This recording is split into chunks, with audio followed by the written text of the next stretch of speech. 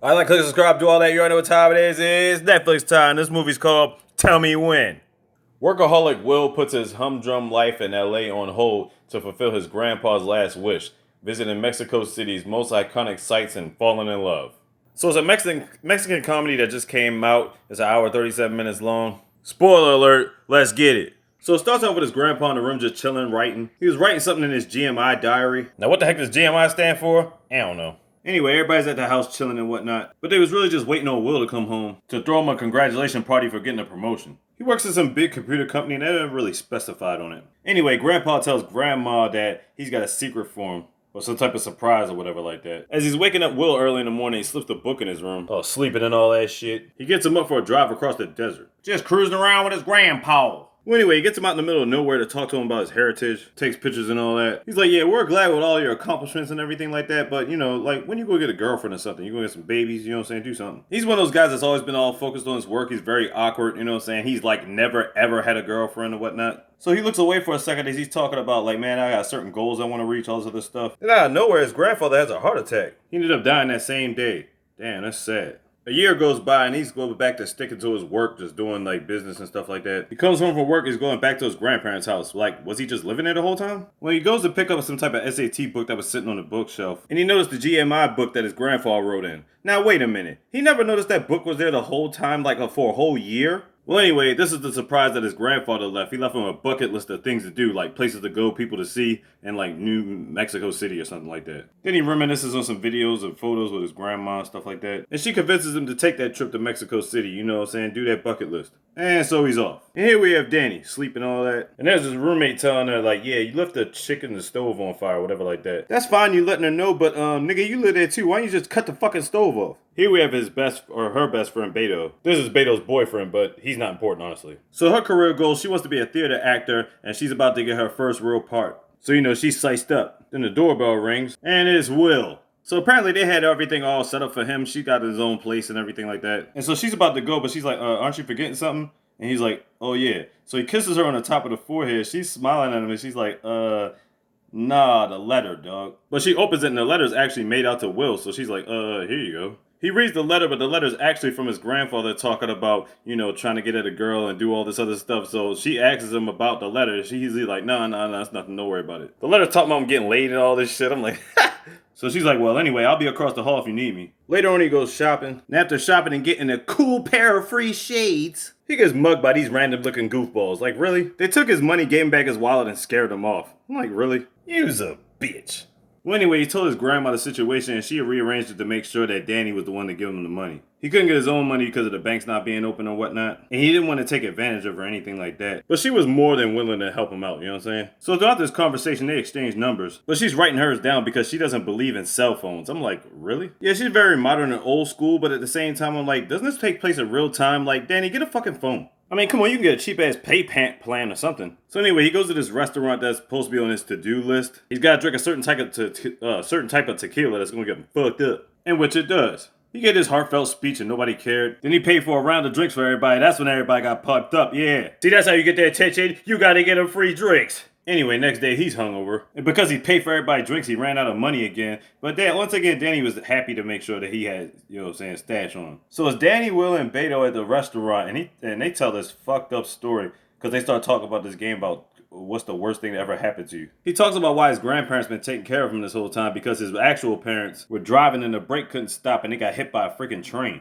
Now, he said he was like 5 at the time, so I'm thinking to myself, was he in the car? How did he survive? Like, who was he with if he wasn't with his parents? Like, what was the deal? And then, of course, you know, last year his grandfather died. So at this point, she's got even more sympathy for him. So then we get this montage of them enjoying themselves. Later on, he's trying to get some advice from Beto because Danny had to go to practice. And now they're back at dinner. Will doesn't want them to eat until Danny gets there so they can all eat like a, you know, family or something. Danny finally gets in. They talking about the theater was dragging on forever. So apparently the lead actor accidentally got hit by a car and Danny's going to take her place in the leading role. They're sad for the girl, but they're obviously excited for Danny getting the lead role. I know Will's like, damn, like somebody's hurt for that. And then didn't I just tell y'all a story about my parents? Like, really? But Will shrugs it off because he's happy for her. So they invite a bunch of people over. Everybody gets turned up. You already know what time it is. The next day, wait a minute, what's going on? What's this? They about to kiss? Word, this coming out of nowhere? Nah, she's just acting out one of the lines in her scene. Later on at the story talks to Beto, gets some more advice. Meets up with a library, asks her about her life story. But she says she'll tell him on our date tonight. Like, oh, we having a date? Word.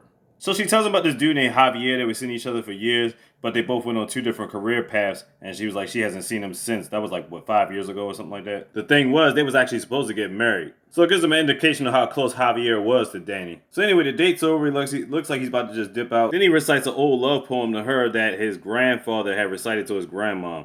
Yeah, she kissed him for real after that shit. And you best believe he gave her the business after that. I mean, it doesn't show up, but you can leave it up to your imagination. She was definitely zoned out the next day because she couldn't hear what shit was Beta was saying. So she puts on a front to her friend talking about she might think Will is fragile, he might not be able to handle it if I kissed him and all this other stuff. Which she's right to some degree because he can't stop thinking about her. But it's very much the same on her end too as they're at this museum. Because as she's spending time with him, because she forgets that she had to go to practice today. When she gets to practice, she can't even remember her lines. She is totally thinking about nothing but Will. And it doesn't help that he's in the crowd too. So she tells Will she wants to walk back home alone. She needs a little bit of space. Now we get why she needs space because she needs to focus on her career, but from his end, he's like, damn, are we moving too fast? Like, what's the deal? But seeing as they're still at that somewhat friend level, he's like, all right, he's cool with it. Until she avoids him for like a couple days, then he's like, all right, what the fuck? He gets together with Beto and Danny's roommate. For some strange reason, he keeps talking about Javier, about how he's seen him lately. He's muscled up in body and handsome and all this other stuff. I'm like, why is he embellishing this so much? That face tells it all. Like, yeah, it's overkill, dude. I mean, I don't want to hear about that nigga. He's supposed to be out the picture. Well, anyway, he wants to surprise her and get her some flowers. He surprises her at a rehearsal, and then they meet up at this little cafe. And then, without warning, without being prepared, she officially put him in the friend zone. You thought you was getting unlimited cherries? Well, unfortunately, the cherry done fell off the ice cream. If you're smart enough to get the reference, you know. If you don't, use your imagination. Now, that is a dejected face if I've ever seen. Like, she's still talking to him, but obviously he's not hearing nothing after that. Like, nothing else coming out of her mouth is going to make any sense to him.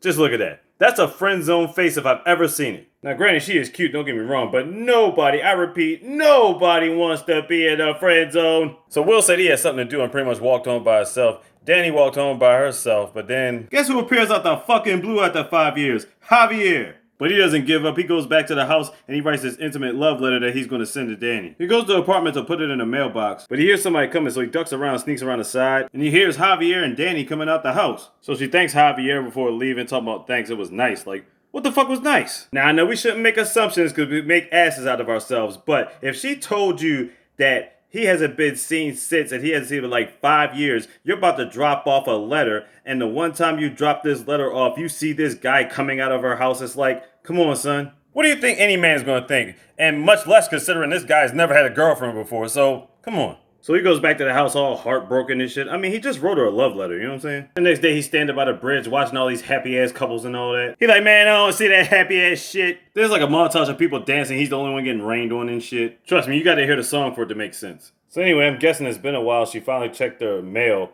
and seen the letter. Meanwhile, he's on his beer and pizza kick just being a slob, being depressed and all that shit. And she's writing her own love letter right back to him. So I guess he's been MIA for a couple of days because she goes to check on him and she's like, damn, this place is a slob. Like, what the fuck going on? He's just like, whatever at this point. So he airs out all his grievances, talking about you don't care and none of this other stuff. She was still kind of confused until he mentioned something about Javier. He felt like he couldn't trust her, but then she's looking at him like, really? He's like, yeah, I might be a weirdo, but I'm honest. I don't go around playing with people's hearts. And then she smacked the fire out of him twice. I'm like, damn. She goes running off. He's chasing her down, but only to give her the letter back. She ripped it in half and tossed that shit. Roberto picked it up once it hit the ground. He was gonna stay for a concert coming up, but he was like, after this, he's like, nah, I'm gonna get a plane trip and decided to leave early. So he took the plane back home to his grandma. Meanwhile, Berto's gonna take the letter back up that he saved. Nosy ass family always getting involved in affairs. He looks in his grandpa's book and he marks off everything that he did there except fall in love. Meanwhile, Berto comes to see Danny for a minute. Tells her he's gotta use the bathroom, but really he's just digging in the purse for like addresses and stuff. And he finds Will's grandmother's address. So he can do what? Obviously, mail off the letter.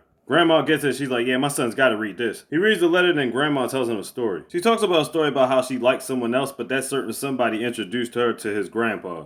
So I guess he gets a new perspective on things and is headed right back out to Mexico City. Meanwhile, Danny's getting ready for her big performance. Will makes it out there but misses the show. At the party at Danny's house, he rings the doorbell, and the person that comes to the door is Javier. Wow. But the thing is, Javier's not pursuing her anymore. He's got his own things to work on. So he waits as Javier go gets Danny. And yeah, she's in total shock, as she should be. So he apologizes for everything and how he felt about it, whatever like that. He says, look, man, I'd rather have you a friend or You know what I'm saying? Or nothing at all. You know what I'm saying? I'd rather you be a friend of my life. He gives this heartfelt speech, and by the looks on her face, you don't really know how she's reacting to it. But next thing we know, they're in a coffee shop talking, and that's pretty much it. So there you go, a Mexican romance story.